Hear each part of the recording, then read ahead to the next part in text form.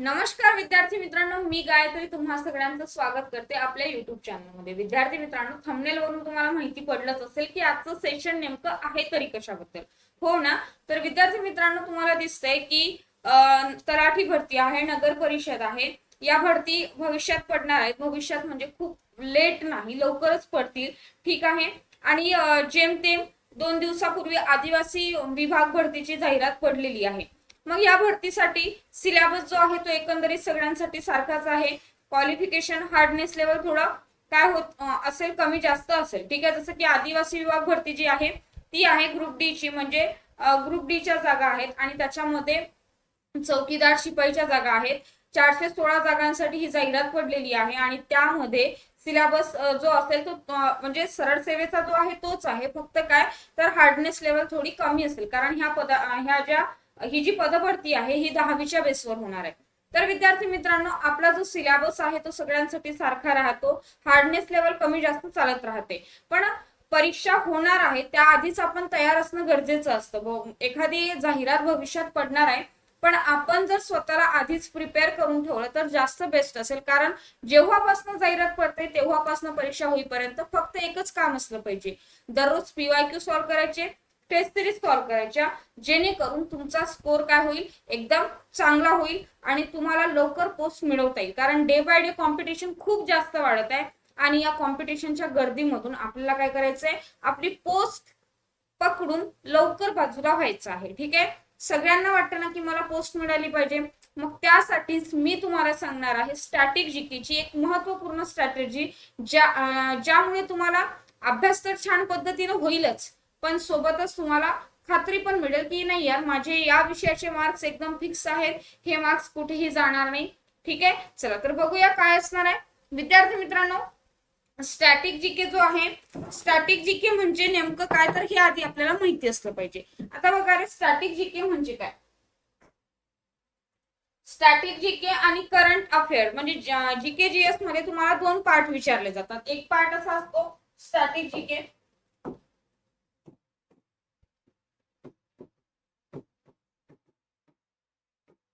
आणि एक असतो करंट अफेअर,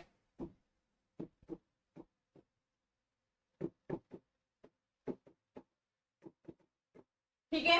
आता या दोघांचाही संबंध आहे का, तर 100% या दोघांचा संबंध एकमेकांशी आहे, हे दोन्ही घटक एकमेकांशी निगडित आहे। पण स्टॅटिक जीके म्हणजे काय आणि करंट अफेअर म्हणजे काय, ह्या दोन गोष्टी आपल्याला व्यवस्थित समजल्या पाहिजे। तर विद्यार्थी मित्रांनो, करंट अफेअर ज्यालाच की आपण चालू घडामोडी म्हणतो, चालू घडामोडी म्हणजे काय तर ज्या गोष्टी वरचेवर अपडेट होत राहतात, बदलत राहतात, बरोबर आहे। फॉर एक्झाम्पल, जसं की आता काही दिवसाआधी, काही महिन्याआधी जर बघितलं आपण, तर काही महिन्याआधी आपल्या महाराष्ट्राचे राज्यपाल वेगळे होते, ठीक आहे। आचार्य देवव्रत यांच्याकडे अतिरिक्त भार देण्यात आला होता महाराष्ट्राच्या राज्यपाल पदाचा, पण 6 मार्च 2024 ला बऱ्याच राज्यपालांच्या बदल्या झाल्या, बऱ्याच राज्यपाल बदललेत। त्यामध्ये आपल्या महाराष्ट्राचे राज्यपाल आहेत आता नव्याने जे नियुक्त झालेले आहेत ते आहेत जिष्णुदेव वर्मा, बरोबर।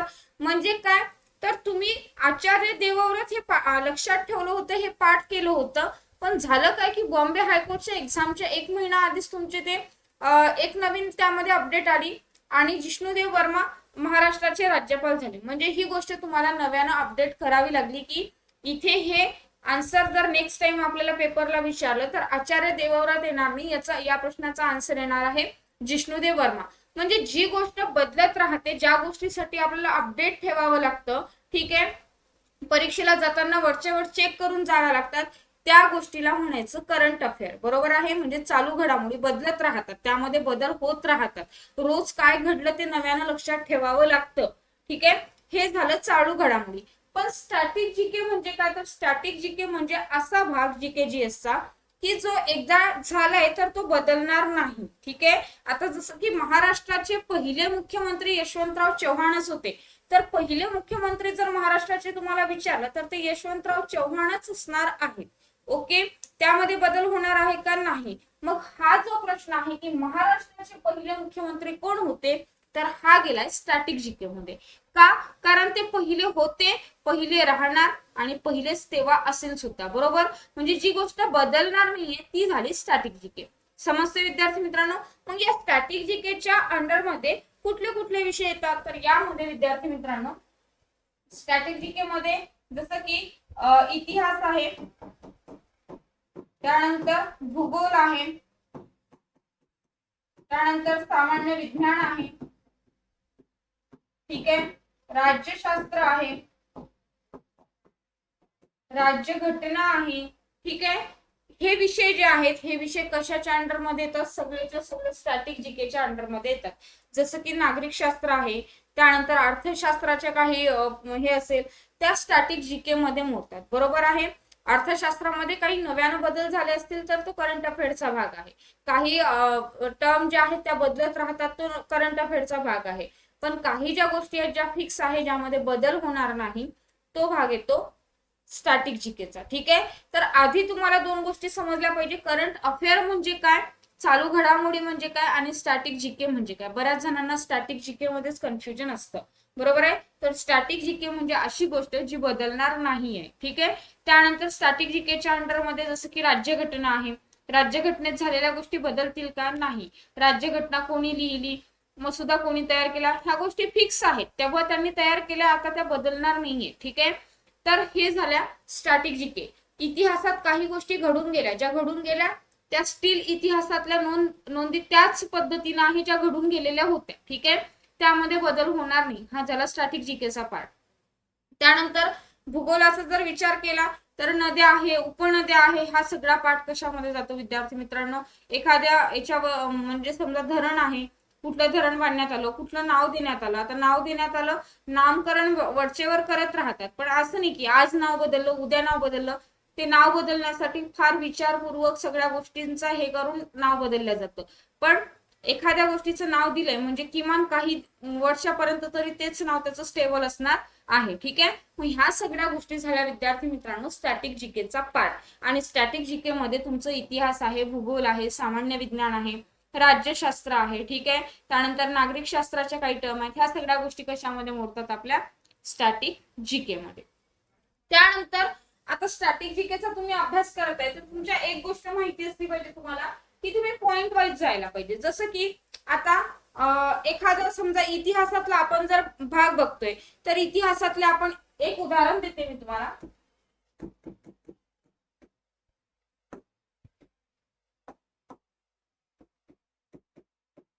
इतिहास जर हा विषय बघितला तुम्ही तर इतिहास विषयातले तुम्ही आधी तर महत्वाच्या लढ्या, ठीक आहे, एखादा घराणा आहे, घराणे आणि त्या घराण्यांचे संस्थापक,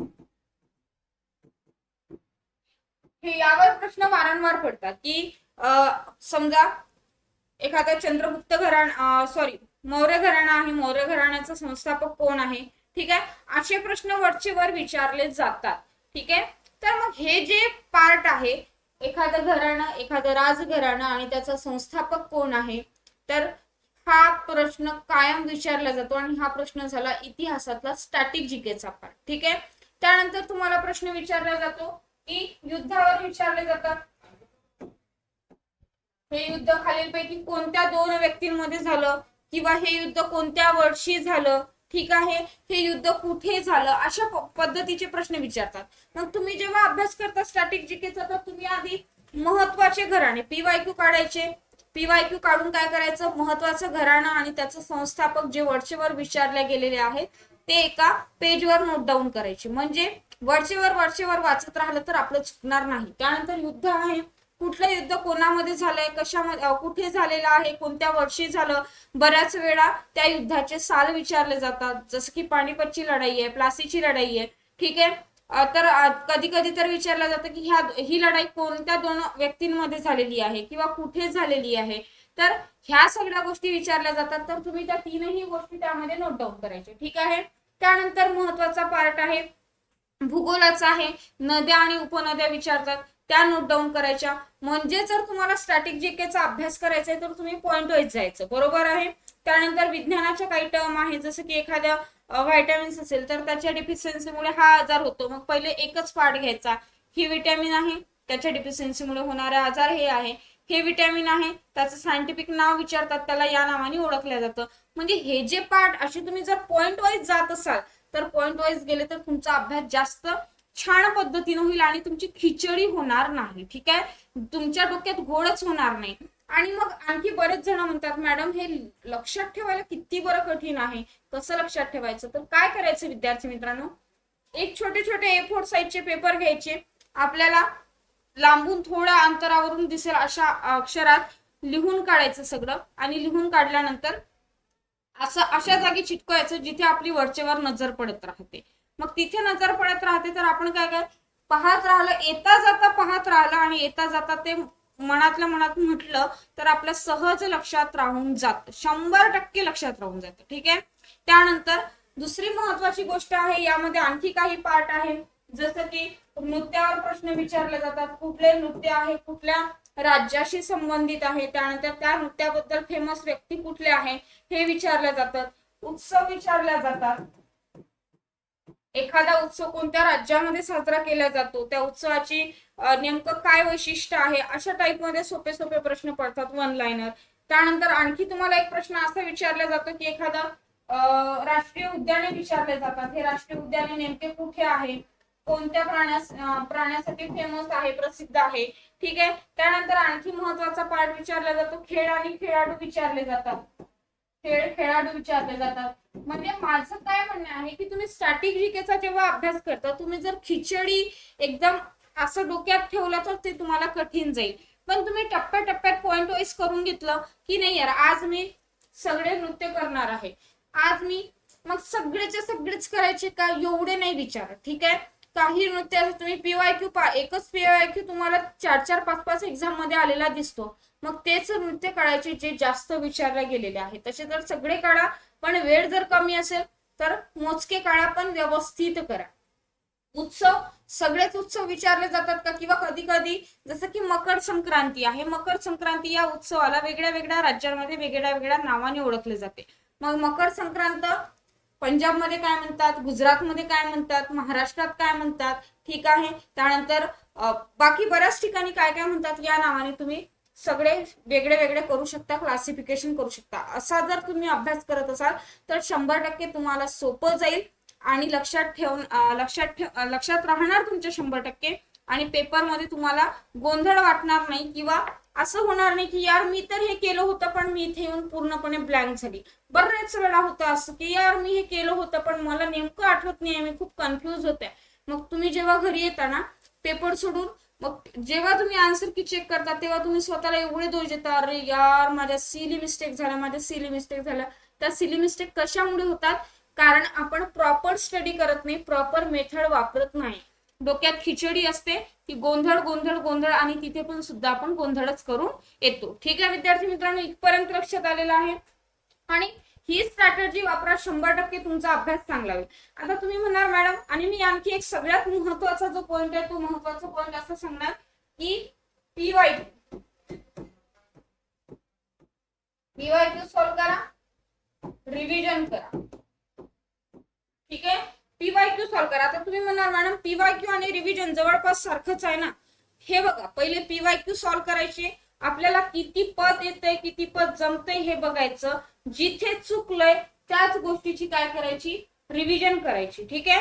पुन्हा एखादा प्रश्न चुकलेला आहे तो प्रश्न जास्त वेळासाठी लक्षात ठेवण्यासाठी पुन्हा तो प्रश्न रिवाइज करायचा. म्हणजे जेवढे जास्त PYQ तुम्ही सॉल्व करणार, चुकलेल्या प्रश्नांची जेवढी जास्त रिव्हिजन करणार, तेव्हाच तुमचा रिझल्ट 100% येणार आहे. दुसरी महत्वाची गोष्ट काय करायची, तर सगळ्या झालेल्या ज्या गोष्टी आहे, आज मी दिवसभरात काय काय वाचलं, आज मी दिवसभरात किती गोष्टींचा आढावा घेतला. ठीक आहे. हे सगळं एकदा काय करायचं, रात्री झोपण्याआधी रिकॉल करायचं. काय करायचं, रात्री झोपण्याआधी रिकॉल करायचं, सगळं आठवून बघायचं, मला किती पद आठवते, मी काय काय केलं होतं. आणि जर चुकलंच तर आजूबाजूला तुम्ही लावलेले कागद असतील ज्याच्यावर तुम्ही लिहिलंय, मग तुम्हाला आठवेल की यार इथे माझं चुकलंय. जो पॉइंट चुकलाय त्याला हायलाइट करून ठेवा, तो वारंवार म्हणत राहा. ठीक आहे. जेव्हा मला एखादी गोष्ट पाठ करायची राहायची, मी स्वतः सांगते, बरेच जण म्हणतील जीके जीएस मॅडम समजून घेण्यासारखा विषय आहे, 100% विषय समजून घेतलाच पाहिजे, प्रत्येक विषय समजून घेतला पाहिजे. पण जीके जीएस हा विषय असा आहे, यामध्ये भरपूर राजघराणे आहेत, भरपूर संस्थापक आहेत, भरपूर लढाया झालेल्या आहेत, कोणत्या कोणत्या वर्षी झाल्या, कोणामध्ये झाल्या, कुठे झाल्या, एवढं लक्षात ठेवणं. त्यानंतर राज्यघटना आहे, किती कलम आहेत, एवढे कलम कसे लक्षात ठेवायचे, त्यानंतर बऱ्याच गोष्टी आहेत. मग एवढं सगळं नाही ना लक्षात राहत आपल्या, किंवा लक्षात राहिलं तरी ऐन वेळेला परीक्षेचं एवढं जास्त प्रेशर असतं की त्या प्रेशरमध्ये आपण ब्लँक होतो किंवा सिली मिस्टेक करून येतो. बरोबर आहे, माहिती असतं पण टिक काही करायचं असतं आणि काही वेगळंच करून येतो. मग हे सगळं होऊ नये त्यासाठी ही मेथड आहे विद्यार्थी मित्रांनो, छान पद्धतीने रन करेल. आणि सगळ्यात महत्वाची गोष्ट, आता बरेच जण म्हणतील मॅडम PYQ सॉल्व्ह करायला वेळ नाही मिळत, तर दररोज सकाळी 9 वाजता करंट अफेअर प्लस स्टॅटिक जीकेचा मी क्लास घेत असते आपल्या टेक्स्टबुकच्या युट्यूब चॅनलवर. तर तो क्लास आवर्जून करा. त्यामध्ये तुमचे 100% डेली मी 20 ते 25 PYQ घेते स्टॅटिक जीकेची, 25 ते 30 पर्यंत घेते कधी कधी मॅक्झिमम, आणि दर आठवड्याला त्याची रिव्हिजन पण असते. तर ते सुद्धा तुम्ही करू शकता. तर त्यामध्ये मी डीप एक्सप्लेनेशन देत नाही, कारण माझा विषय मी करंट अफेअरचं डीप एक्सप्लेनेशन देते, कारण GKGS साठी आणखी एक फॅकल्टी आहे तर ते त्याचं डीप मध्ये सांगत असतात. त्याच्यामुळे मी PYQ घेते आणि जिथे आवश्यक आहे तिथे एक्सप्लेनेशन पण देते. पण एवढे भारी सेशन होतात, मुलांना भरपूर जास्त फायदा व्हायला लागला, सगळेजण करायला लागले. तर तुम्ही सुद्धा आवर्जून करा. चॅनलला सबस्क्राईब केलं नसेल तर आजच सबस्क्राईब करा, कारण तुम्हाला जर वेळेस नोटिफिकेशन आलं तर तुम्ही अलर्ट व्हाल, तुम्ही जागे व्हाल की यार चला 9 वाजता क्लास आहे, केलाच पाहिजे. 1-2 दिवस तुम्ही केला की तो क्लास तुमची सवय बनून जाईल. ठीक आहे, तो क्लास केल्याशिवाय तुम्हाला करमणार नाही, तुम्हाला जमणार नाही, एवढं मात्र नक्की सांगते खात्रीने. चला विद्यार्थी मित्रांनो, ही स्ट्रॅटेजी वापरा, 100% मार्क्स मिळेल, मार्क्स कव्हर होईल. आणि एक गोष्ट सांगते, मी फार भावनिक करत नाही कोणाला, अभ्यासाला पर्याय नाही. मी असं म्हणत नाही की एकाच महिन्यात रिझल्ट येते, 2च महिन्यात रिझल्ट येते, एवढंच करा रिझल्ट येईल, तेवढंच करा रिझल्ट येईल, मी हे सांगत नाही. कारण मी एकच गोष्ट सांगते, अभ्यास करा, रिव्हिजन करा, PYQ सॉल्व्ह करा, स्वतःवर विश्वास ठेवा, तरच तुमचा रिझल्ट येणार आहे. अभ्यासाशिवाय पर्यायच नाहीये मित्रांनो. ठीक आहे, तर जास्तीत जास्त पद्धतीने चांगला अभ्यास करायचा आहे आणि रिव्हिजन करायची आहे. रिव्हिजन करण्यासाठी सकाळी 9चा क्लास करा, भरपूर कव्हर होऊन जाईल तुमचं. हवं तर हे घटक करंट अफेअर झालं, स्टॅटिक जीके झालं, हे घटक तुम्ही माझ्यावर सोडून द्या. पण तुम्ही एक तुमची मी जी स्ट्रॅटेजी सांगितली त्या पद्धतीने जर वर्क केलं तर ते अजून बेस्ट असेल आणि बेस्ट पद्धतीने ते रन करणार आहे, तुमचा एकही मार्क जाणार नाही. मित्रांनो, येणाऱ्या ज्या आगामी काळातल्या एक्झाम्स आहे त्या एक्झामसाठी समर सुपर सेल चालू आहे आणि त्या समर सेलचा तुम्ही फायदा घेऊ शकता. 12 महिन्याचं सबस्क्रिप्शन तुम्हाला केवळ मिळते 899 रुपयाला. तसे 1999 रुपये प्राइस आहे, म्हणजे 2000 रुपये, आणि तुम्हाला 899 रुपयाला मिळते जर तुम्ही कुपन कोड यूज केला तर. ठीक आहे, तर चॅट बॉक्स मध्ये लिंक दिलेली असेल त्या लिंकवर क्लिक करा आणि कुपन कोड यूज करायचा आहे विद्यार्थी मित्रांनो, गायत्री 25. जर प्ले स्टोर मधून ऍप मधून जर तुम्ही बॅच परचेस करत असाल तर गायत्री 25. सोबतच टेलिग्राम चॅनल आहे current affair by Gayatri ma'am किंवा गायत्री ऑनलाईन अकॅडमी. या दोन्ही टेलिग्राम चॅनलवर जे काही अपडेट्स असतात माझे subject related, YouTube channel related आणि बरंच काही, सगळं तुम्हाला त्यावर मिळून जातं. तर ते चॅनल जॉईन करा आणि बॅच परचेस करायची असेल तर गायत्री 25 हा कुपन कोड 100% वापरा, कारण ही ऑफर खूप मोठी ऑफर आहे जी की तुमच्या पुढच्या परीक्षेच्या तयारीसाठी महत्त्वपूर्ण असणार आहे. 899 रुपयामध्ये 12 महिन्याचं सबस्क्रिप्शन मिळते. चला विद्यार्थी मित्रांनो, सेशन आवडल्यास जास्तीत जास्त लोकांपर्यंत शेअर करायला विसरू नका. चला बाय बाय, थांबते आणि बेस्ट, छान पद्धतीने अभ्यास करत